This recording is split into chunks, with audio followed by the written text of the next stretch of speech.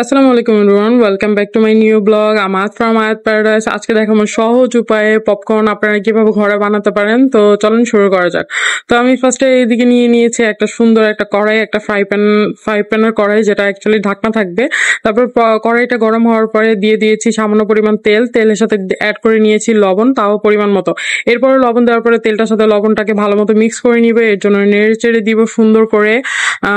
এক্ষেত্রে আপনারা চাইলে হালকা মরিচ ইউজ করতে পারেন, আমি মরিচের গুঁড়া ইউজ করিনি, আমি শুধু লবণটাই দিয়েছি। এই তো আমার পপকর্নটা একদমই ফ্রেশ ছিল। অনেকজন ধুয়ে পপকর্ন ইউজ করে, তো আপনারা চাইলে ধুয়ে নাও ইউজ করতে পারেন। এটা ফ্রেশ ছিল, এর জন্য আমি ধোয়ার প্রয়োজন মনে করিনি।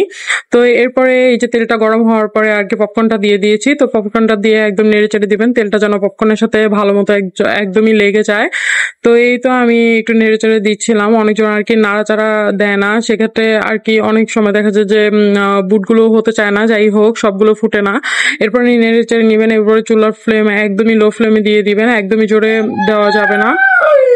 এরপরে হচ্ছে গিয়ে পপকর্নের ঢাকনাটা দিয়ে দিবেন, আর কি পাতিলের ঢাকনাটা দিয়ে দিবেন। এই ক্ষেত্রে পপকর্ন গুলো সুন্দর করে ফুটে ফুটে হয়ে যাবে। অবশ্যই ঢাকনা ইউজ করবেন, ঢাকনা ছাড়া পপকর্ন একদমই বানানো যাবে না। এই যে দেখেন আমার আর কি পপকর্নটা একদমই ফুটা শুরু করেছে। কিছু না 1 সেকেন্ড যাওয়ার পরে, ঢাকনাটা লাগানোর 1 সেকেন্ড যাওয়ার পরেই পপকর্নটা অটোমেটিকলি ফুটা শুরু করেছে।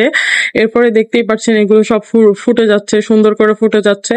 তো এরপরে দেখেন একদমই সহজ নিয়মে, একদম ইজি ওয়েতে আপনারা ঘরে বানিয়ে ফেলতে পারেন। আমার পপকর্নটা দেখেন একদমই রেডি, একদম সুন্দরভাবে রেডি হয়ে গিয়েছে। এভাবে বিকালবেলা আপনারা নাস্তা হিসেবে পপকর্নটা রাখতে পারেন, বা ঘরে কেউ আসলেও পপকর্ন একদম ইনস্ট্যান্ট বানিয়ে দিতে পারেন। তো আজকে ছিল এটা আমার একটা সুন্দর রেসিপি, চাইলে আপনারা ঘরেও বানিয়ে নিতে পারেন। তো আজকের জন্য এতটুকু। Thank you watching for my video.